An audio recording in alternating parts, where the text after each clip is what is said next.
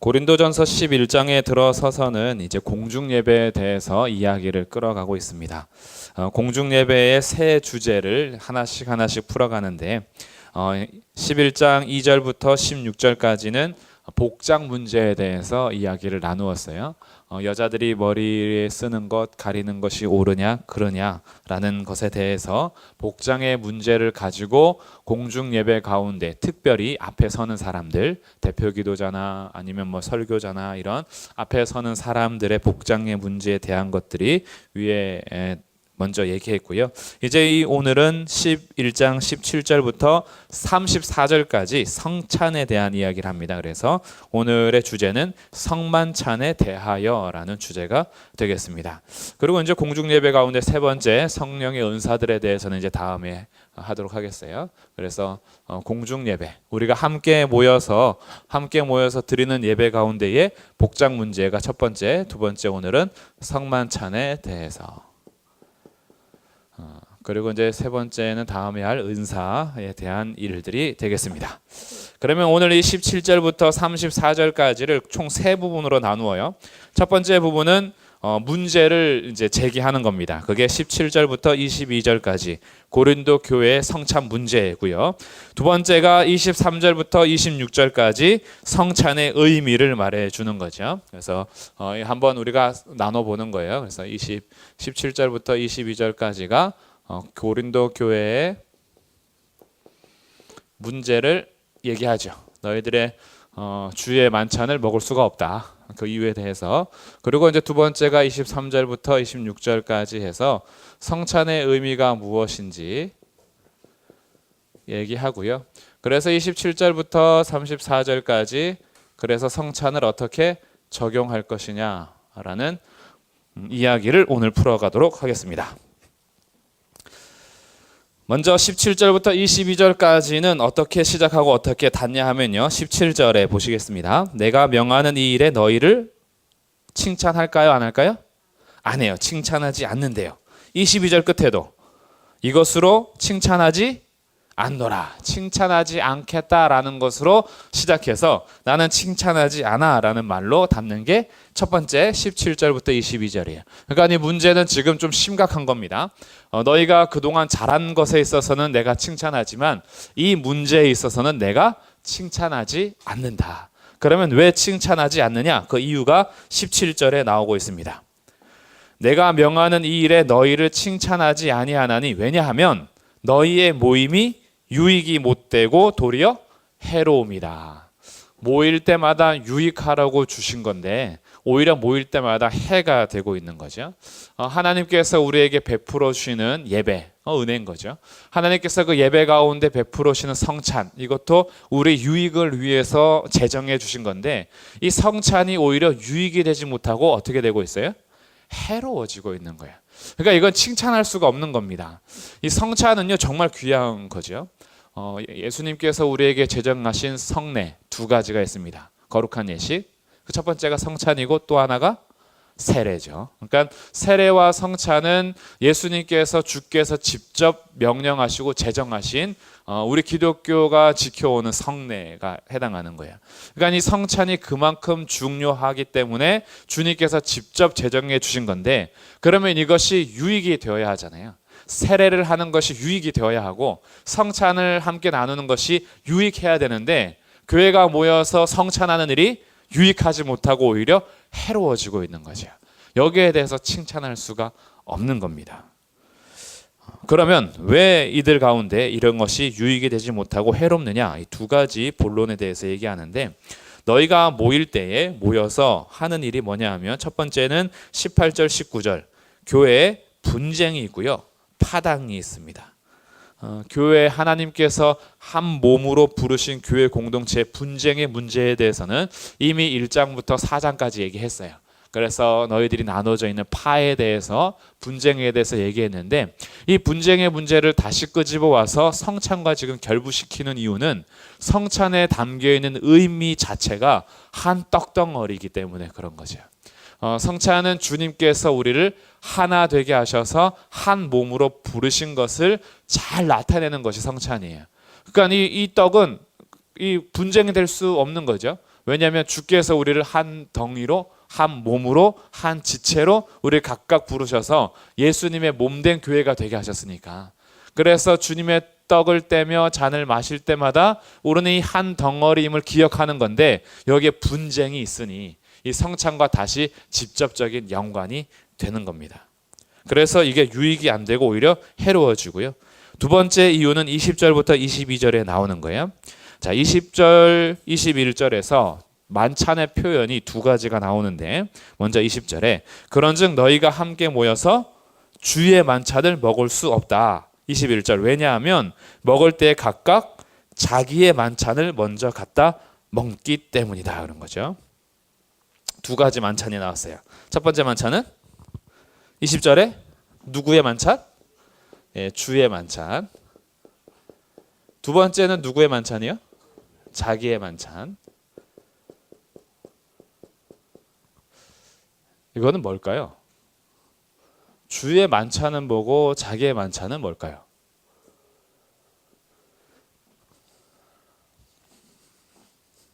저 혼자 하니까 이제 저 혼자 안 하려고요. 생각하면서 해보려고.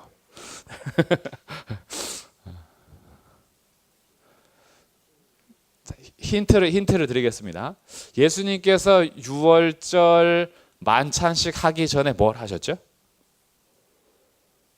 제자들하고 유월절 만찬 전에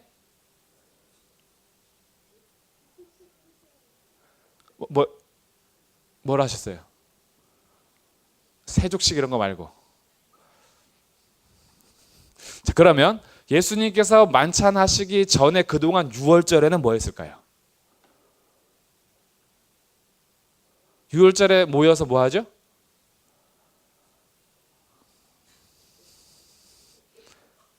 밥 먹어야죠. 밥 먹어요. 유월절 식사합니다. 유월절 식사는 양을 먹죠. 쓴 나물 뭐 이런 거 먹죠. 그러니까 유월절 식사가 있어요. 그러니까 유월절에 먼저 식사가 있고요. 식사 후에 예수님께서 만찬식을 한 거예요. 이게 이제 유대인들이 지켜오던, 여기까지가 유대인들이 지켜오던 거죠. 근데 이제 여기에 대해서 지금 나눠지는 겁니다. 이 식사했던 것을 자기의 만찬이라고 하는 거예요. 그러니까 자기의 만찬은 오늘날 사람들이 쉽게 표현하는 것이 뭐냐면 애찬식. 그럼 여기서 이 만찬은 특별히 주의 만찬이라고 했으니까 이건 우리가 오늘날 하고 있는 성만찬, 성찬입니다. 여기 이제 구분이 되는 거예요.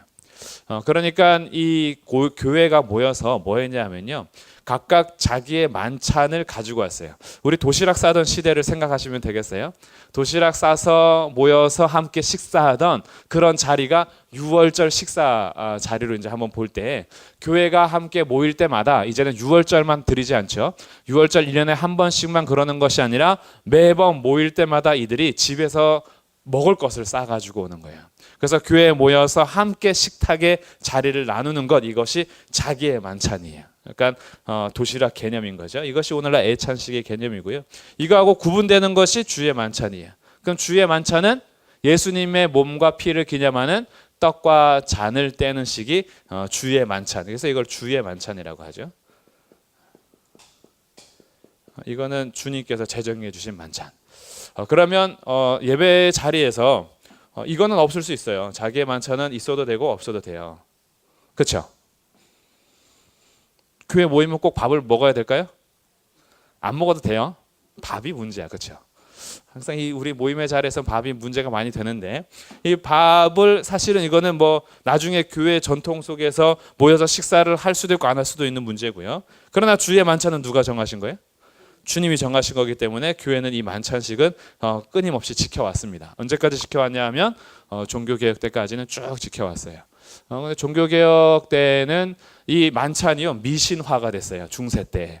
이것이 오늘날 미사로 변질이 된 건데, 이 미사를 해야지만 그때의 죄가 용서받는다라고 여겨진 거죠.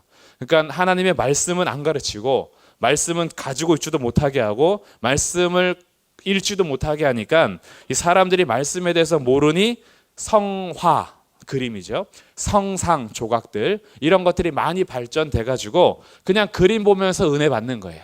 조각품 보면서 은혜 받는 거고, 그러다 보니 그런 것들이 미신화가 되고 우상화가 돼요. 만찬도 그런 식으로 제정하다 보니까 예수님의 몸과 피가 우리에게 실제로 들어와서 용서받는 어떤 개념으로 되다 보니까 이것이 약간 미신적 요소를 가지게 되면서 종교개혁자들 사이에서 조금 의견이 나눠졌죠. 이것을 계속 매주 하는 게 맞냐, 모일 때마다 하는 게 맞냐, 아니면 조금 텀을 둬야 되냐, 이런 것들에 대해서 만찬에 대한 의미도 그리고 만찬에 대한 횟수도 적용도 조금씩 달라지게 됩니다. 그러나 어쨌든 지금까지도요, 횟수는 조금 다르고 의미는 조금 다르게 얘기해도 만찬일 없애진 않았어요. 1년에 한 번을 하든 두 번을 하든 한 달에 한 번을 하든 만찬식을 없애진 않았어요. 왜냐하면 이것은 주님께서 정해 준 거기 때문에. 그러니까 주의 만찬은 이만큼 중요한 거였습니다. 근데 문제는 자기의 만찬에서부터 문제가 발생하기 시작했어요. 고린도 교회에 부자들이 있었고요. 그리고 이제 가난한 사람들이 있었어요. 이게 빈궁한 사람들이죠. 근데 자기의 만찬을 싸울 때 빈궁한 사람들은 싸울 반찬과 밥이 별로 없죠. 도시락을 아무리 열어도 계란이 안 올라가 있는 거죠. 밑에 안 깔려 있고, 도시락 반찬이 항상 뭐 옥수수 이런 거 고구마 몇 조각. 그래서 근데 또 그 정도는 그래도 싸우는 건데 더 가난한 사람들 아예 도시락을 못 싸우죠. 근데 이제 부자들은 어떻게 해요? 햄, 소시지 이런 것들이 잔뜩 이제 있는 거예요. 그러다 보니까 학교 생각해도 빈부격차가 나는데, 교회 공동체는요, 이런 것들이 부유한 자들이 먹을 것을 싸와서 교회 안에서 함께 먹는 것이 애찬식이었어요. 함께 어우러져서 식사를 하는 거죠. 그런데 고린도 교회에 분파가 생긴 거죠. 분쟁이 있는 겁니다. 그러다 보니까 부자들이요, 자기네끼리 먼저 모여서 배 터지도록 먹는 거예요. 그리고 아주 취할 정도로 마시고, 가난한 사람들이 와서는 먹을 게 없는 거예요. 그러니까 바울이 뭐라고 하냐면, 야 22절, 너희가 먹고 마실 집이 없느냐? 집에서 먹고 와라. 교회 싸가지고 와서 너네끼리 배부르게 먹으려고 하지 말고, 교회에 너희들이 자기의 만찬을 가지고 오는 이유는 함께 한 몸됨을 누리기 위함인데, 그래서 서로 사랑을 나누고 베푸는 건데, 너희들이 집에서 먹는 것처럼 와서 너네끼리 파당을 지어서 너네끼리 먹고 있으니 이것은 주의 만찬까지도 연결하기가 어렵다. 왜? 이거는 한 몸됨을 누리는 것이 애찬식이거든요. 근데 한 몸됨이 아니라 갈라져서 빈궁한 자들을 부끄럽게 하고 있는 너희가 어찌 주의 몸된 교회로서의 하나됨을 상징하고 그것을 지켜나가야 될 주의 만찬을 할 수 있다라고 생각하느냐, 이런 거죠. 너희들이 지금 다 나눠져 있는데, 주의 만찬은 예수님의 피로 예수님의 몸으로 온전히 하나됨을 누리는 의식인데, 너희들이 실제로 먹는 식탁의 자리에서, 너희들이 살아가는 그 삶의 그 모임에서 너희들이 서로 분쟁하고 파당짓고 먹는 것도 누구는 배부르고 누구는 못 먹고, 그러면서도 성찬식은 또 하는 거, 이거는 말이 안 돼라고 하는 거죠. 너희들 그렇게 할 수 없어.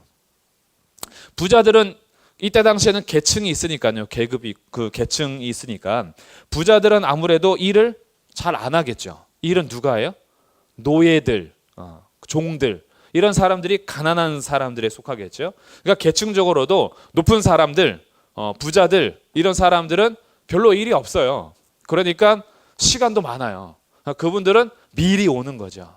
미리 와서 미리 도시락 가서 자기끼리 다 먹고, 노예들은요 할 일이 많아요. 그러니까 일을 다 하고 나서 겨우 이제 교회에 딱 왔는데 먹을 건 이미 끝났어. 높으신 분들이 자기끼리 지금 배불러서 너무 배불러 막 이러고 있는 거죠. 막 어떤 분은 취해 있고. 그러면서 이 빈궁한 사람들로 하여금 굉장히 부끄럽게 했는데, 이것을 어느 정도까지 얘기하냐 하면, 자 22절에 너희가 먹고 마실 집이 없느냐? 너희가 하나님의 교회를 업신여겼다 그래요. 빈궁한 자들을 부끄럽게 하는 것을 하나님의 교회를 업신여기는 것까지 얘기하고 있어요. 왜냐하면 너희들이 지금 깬 것은 단순히 너네끼리 맛있게 먹은 게 아니야. 너희들끼리 먹은 것은 뭘 깼냐 하면 한 몸 된 공동체를 깨는 거였어. 이게 하나님의 교회를 업신여겼다라고 하는 거예요. 우리의 몸이 음식을 먹었을 때 만약에 영양분을 이렇게 공급해야 될 우리 기관이 이 기관 안에 있는 그것이 만약에 오른손으로 영양분을 계속 안 보내요. 혈액들이 계속 영양분을 운반하면서 계속 오른손에도 해야 되는데 만약에 이 운반을 하지 않고 오른손에게는 계속 영양분을 끊게 했다. 그럼 어떻게 될까요? 오른손은 점점 말라지겠죠. 오른손이 자라지 못할 때고요. 어렸을 때부터 계속 여기를 끊어버렸으면 아마 이 왼손은 점점 커졌어도 오른손은 못 클 겁니다. 그러면 그것이 오른손만의 문제가 되느냐? 아니죠. 몸 전체의 기능이 상실되는 거예요.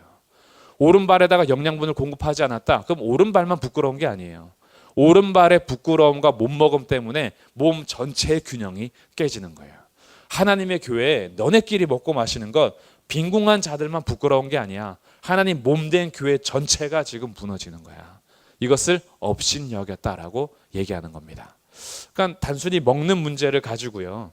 자기네끼리 이렇게 모여서 하는 일이 하나님의 교회를 깨버리고 있으니 이런 너희들의 마음과 신앙의 상태가 어찌 주의 만찬을 하는데 합당하겠느냐라고 얘기하는 거죠. 그러니까 주의 만찬은요, 진짜 은혜가 풍성하게 우리에게 주신 건데 이것을 잘 알고 할 필요가 있어요. 그러다 보니까 그러면 만찬이 무슨 의미냐? 이것이 23절부터 26절까지 성찬의 의미를 설명하게 되겠죠. 도대체 만찬이 뭐길래? 이렇게 나오는 겁니다. 그럼 이제 의미를 한번 보겠습니다. 먼저 23절. 내가 너희에게 전한 것은, 이 전했다라는 것은 성찬을 얘기하는 거예요. 내가 너희에게 전한 이 성찬, 이 주의 만찬은 누구에게 받은 거예요? 주께 받은 겁니다. 이 첫 번째 중요한 거는 이것은 주께 받은 거예요. 바울이 자기가 정한 게 아니라는 거죠. 사람이 정한 거 아닌 겁니다. 베드로가 정한 거 아니에요. 사도 요한이 정한 거 아닙니다. 이거는 주님께서 직접 주신 거예요. 그러니까 주님께 받은 것이니 곧 주 예수께서 잡히시던 밤에 떡을 가지사 축사하시고 떼어 이르시되 이 떡은 너희를 위하는 내 몸이다. 이 떡은 예수님의 몸, 내 몸이다 라고 말씀하십니다. 그래서 이것을 행하여 나를 기념하라 하시죠. 떡은 예수님의 몸이고 예수님께서는 이것을 기념하라 하셨어요. 두 번째 또 있죠. 첫 번째는 주께 받은 것이고 두 번째는 떡에 대한 거고 세 번째가 이제 잔에 대한 겁니다. 25절. 식후에 또한 그와 같이 잔을 가지시고 이르시되 이 잔은 뭐예요?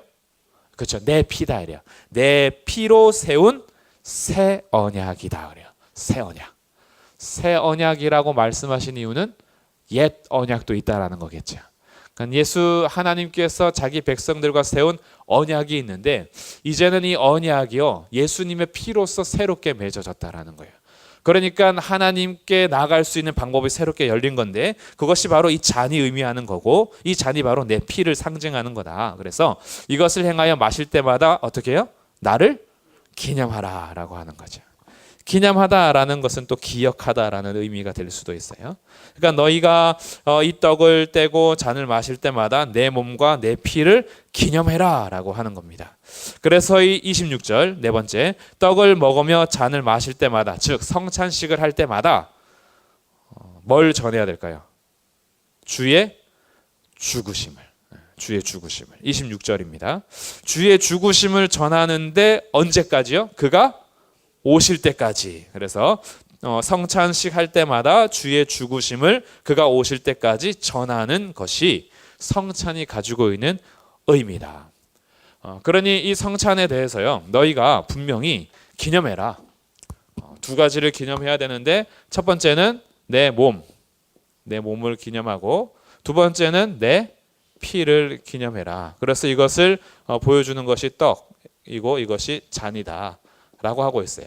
그래서 이것을 기념한다라는 것은 예수님의 몸과 예수님의 피, 결국 이것은 뭐예요? 예수님의 십자가에서 죽으심이죠. 그래서 이것은 십자가의 죽으심. 이게 내용인 겁니다. 내용. 예수님의 죽으심. 근데 이 죽으신 예수님을 언제까지 전해야 되냐 하면 그가 오실 때까지니까 이거는 재림이죠. 그가 오실 때까지. 그러면 죽으신 분이 재림한다라는 것은 중간에 한 사건이 더 있어야 되잖아요. 크게 두 사건이네요. 죽은 분을 기다리는 거예요?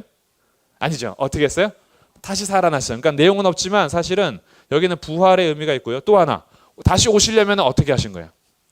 먼저 올라가셨잖아요. 승천의 내용도 담겨 있는 거예요. 성찬은요, 예수님의 복음을 시각화해 준 거예요. 시각화. 우리에게 실제로 보여주는 거죠. 설교로 말로 귀로만 듣게 하는 것이 아니라 눈으로 보게 하는 거예요. 그래서 눈으로 보면서 시청각 자료로 하나님께서 우리에게 베풀으신 은혜가 성찬인 거죠. 그러니까 성찬에서 우리가 떡을 떼며 잔을 마실 때마다 예수 그리스도의 죽으심을 우리가 늘 기념할 수 있는 거죠. 그래, 주님이 날 위해서 자기 몸을 주셨지. 그래, 주님이 날 위해서 피를 흘리셨지. 그 주님이 그리고 부활하셔서 지금 우리 처소를 예배하고 계시는데 그분이 곧 오시지.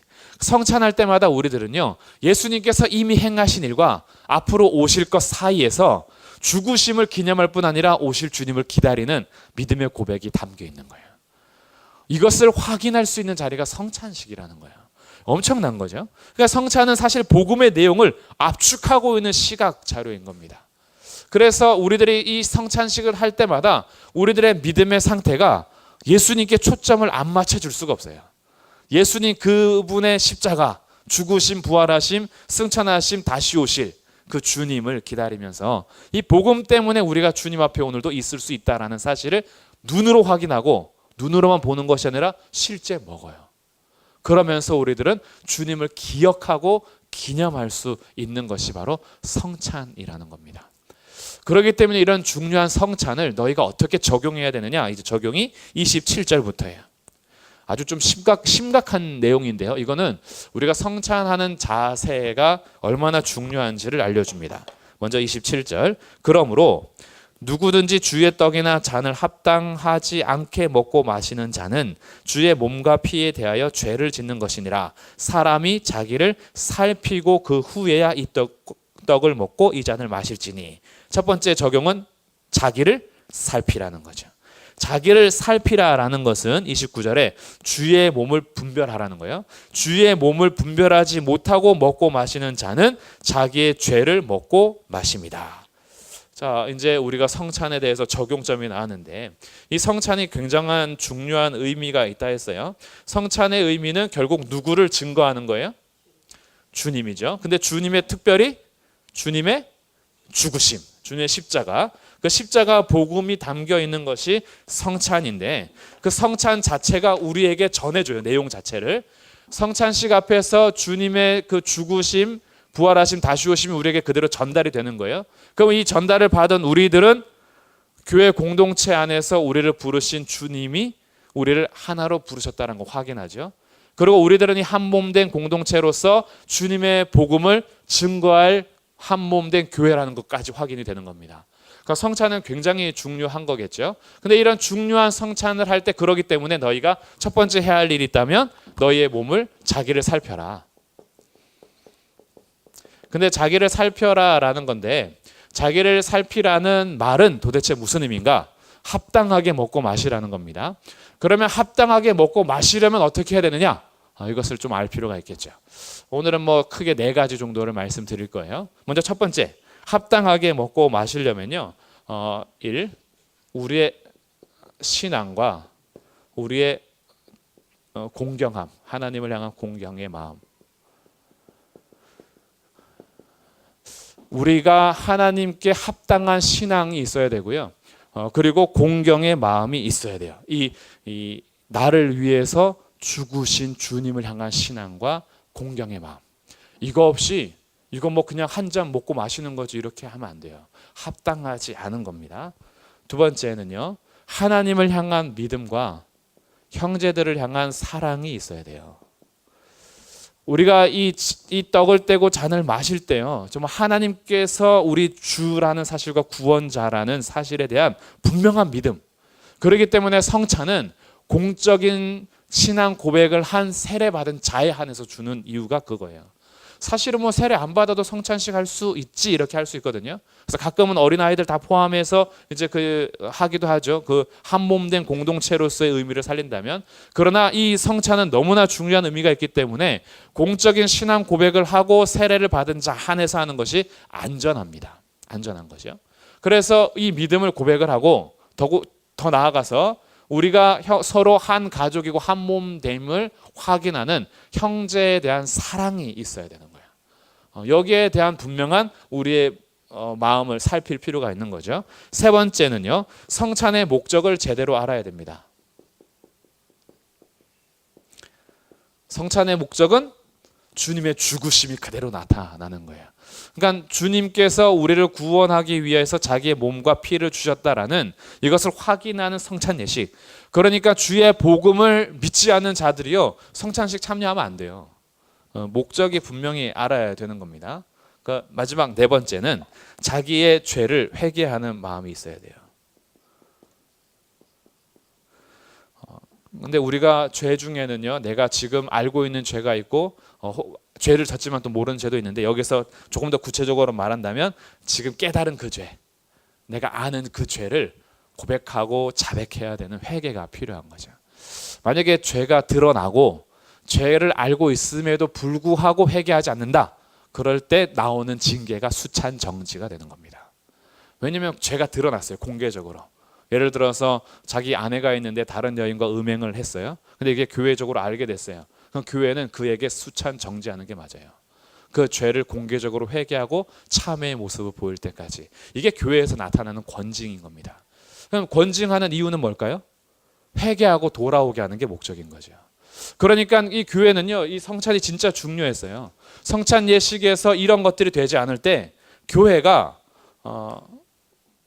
첫 번째로 하는 징계가 바로 당신은 일시적으로 성찬을 금지합니다.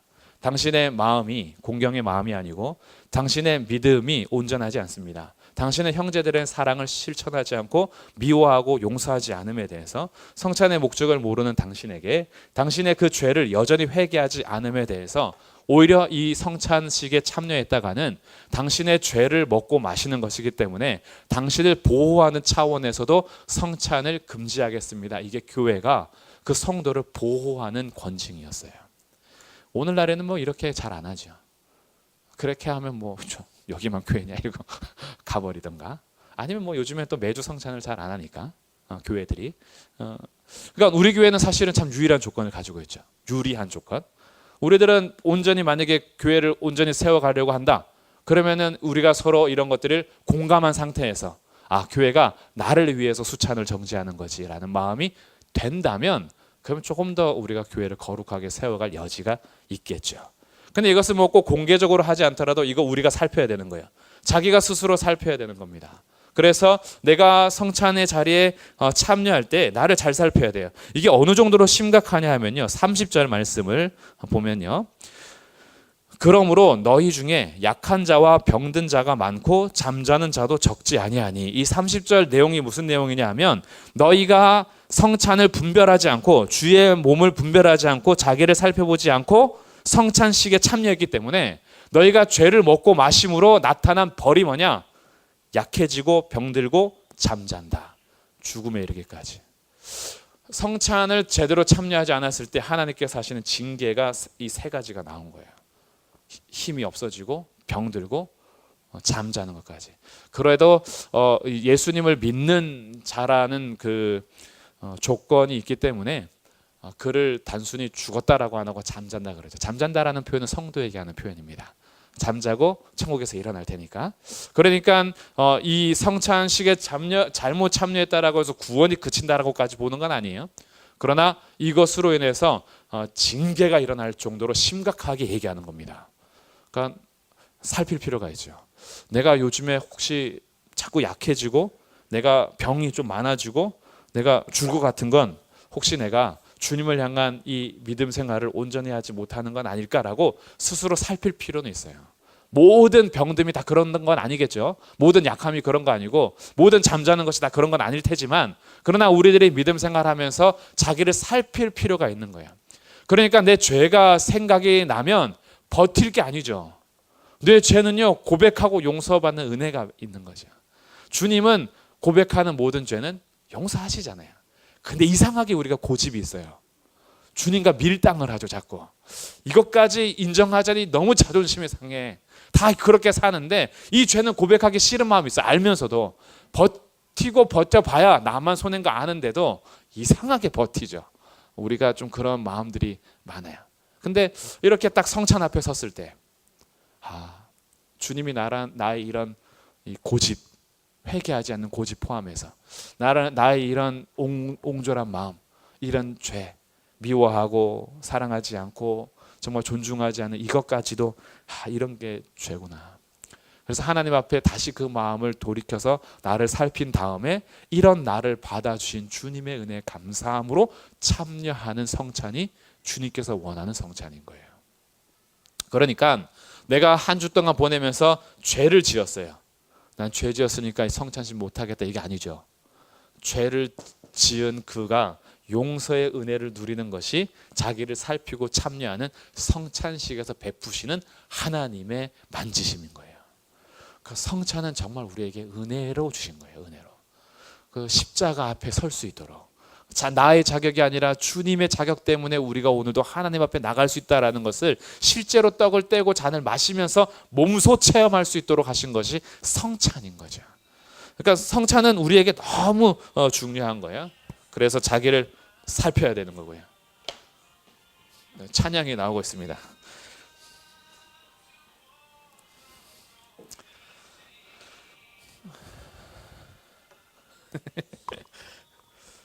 두 번째, 성찬의 적용 두 번째는요. 33절에 나옵니다.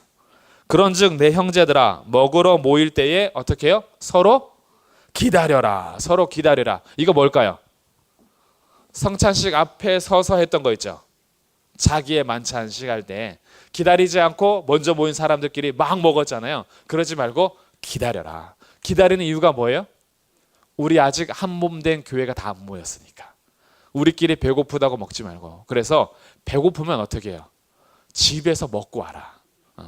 기다리기 너무 힘들면 집에서 먹고 와라. 교회 가서 배 터지도록 먹으려고 하지 말고 못 기다리겠으면 집에서 먹고 오고, 교회에 가지고 온 것은 기다려라. 모든 형제들이 모일 때까지. 그러니까 교회에서 함께 베푸는 식탁의 교제도 내 중심적으로 먹는 것이 아니라 함께 먹기 위해서 기다리는 마음이 필요한 거죠. 이런 기다리는 마음이 바로 주의 만찬을 대할 수 있는 우리의 적용이 되는 겁니다. 그러니까 교회에서 나누는 것은요, 내 욕심을 부리면 안 돼요. 교회에서 나누는 모든 자리는요, 서로를 배려함이 필요해요. 왜냐하면 그도 먹어야 나도 사는 거예요. 그도 가져야 나도 사는 거예요. 누군가에게 이게 막히면 그만 막히는 게 아니에요. 우리 오른손이 불구가 되는 거예요. 그에게 막히면 내 왼발이 불구가 될 수가 있는 거예요. 그렇기 때문에 나만 다 먹고 마시는 것이 중요한 게 아니라 함께 나누는 자리가 필요한 거죠. 이것이 우리가 한 몸된 교회에서 주의 만찬을 하는 공동체로서의 적용이 되는 겁니다. 여유가 좀 있어야 돼요. 넓은 마음. 자꾸 속이 좁아져서 우리는 챙기기에 또 이렇게 챙기는 거.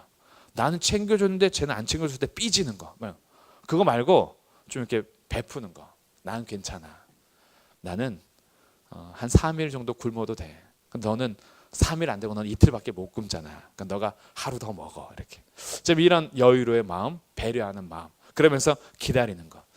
나 그거 못 가져도 괜찮아. 당신에게 필요해서 하나님께서 이번에 당신에게 더 베풀어 주는 것 같아. 라는 넉넉한 마음. 이게 기다리는 거야. 그래서 서로 판단받는 모임이 되지 말고 서로 배려하면서 주의 만찬을 나누는 정말 이 공동체로서 한 몸으로서 주님의 죽으심으로 우리를 한 몸으로 삼아주신 교회로서 살아가는 그런 마음으로 성찬식에 참여하는 이 태도가 우리에게 필요하겠죠. 그래서 오늘도 우리가 이 고린도 교회 문제를 한번 보면서 우리가 만찬 앞에 설 때에 정말 그리스도의 몸을 기념하는 한 공동체라는 사실. 그 그리스도께서 우리를 한 몸 삼아주기 위해서 십자가에서 자기의 몸과 피를 우리에게 주셨다라는 사실. 그래서 오늘 우리 모인 모든 하나님의 자녀들이요, 예수님께서 그토록 사랑하셔서 부르신 하나님의 자녀들인 거예요. 나한테는 마음에 안 들 수 있죠. 저 손가락 마음에 안 드네, 그럴 수 있어요. 저 성질 마음에 안 드네, 그럴 수 있어요. 그러나 그 성질을 주님이 용서하셨어요. 그 손가락을 주님이 사랑하셨어요. 주님이 어떻게 사랑하셨냐면 이처럼 사랑하셨어요. 이 어떤 것도 들어갈 수 없는 거예요. 주님의 그 사랑보다 위대한 게 없는 거예요. 주님이 그를 얼마나 사랑하셨는지 예수님을 십자가에서 죽으시는 데까지 사랑하셨어요. 자기의 몸을 주고 자기의 모든 피, 마지막 피 한 방울까지, 물과 피를 다 쏟으시면서까지 사랑해서 부르신 사람이 옆에 있는 성도들인 거죠. 여기에서 우리가 분쟁하고 나눠지고 그러면서도 성찬을 아무렇지도 않게 하는 거, 그것이 오늘 지적하는 겁니다. 고린도 교회 성도들에게, 우리에게 적용이 되는 거죠. 나도 주의 성찬 앞에 설 때에 자기를 살피고 기다려줘야겠다. 그렇게 해서 주님께서 제정하신 성찬을 통해서 교회가 은혜를 누리기를 원하신 겁니다. 그래서 그 은혜를 우리가 받아 누리고요. 하나님께서 일시적으로 징계하시는 이유, 이렇게 심각하게 약한 자도 병든 자도 잠자는 자도 이렇게 많다, 적지 않다라고 하는 심판의 이유는 하나님께서 혹시나 우리의 죄 때문에 징계하시더라도 일시적 징계는 사랑하는 자에게 주시는 징계죠. 사랑하는 자가 징계를 받아 돌아오기를 원하는 거니까, 우리가 혹시나 신앙생활하면서 옆길로 좀 새서 하나님한테 한 대 맞았나 보다 하신다면, 맞은 게 사랑하는 거죠. 사랑 안 하면 그냥 뻥 차버리죠. 사랑하기 때문에 한 대 맞고 이러면 안 되겠다고 돌아오게 하시는 거죠. 그래서 어떤 자리에 있든지 주님의 사랑은요 끊어지지 않아요. 그러니까 그 주님의 사랑이 확인되는 자리, 그 은혜를 부어주는 자리가 성찬의 자리다. 그래서 성찬 앞에 섰을 때 우리의 마음을 살피시고 서로를 돌아보시면서 온전히 세워가는 그런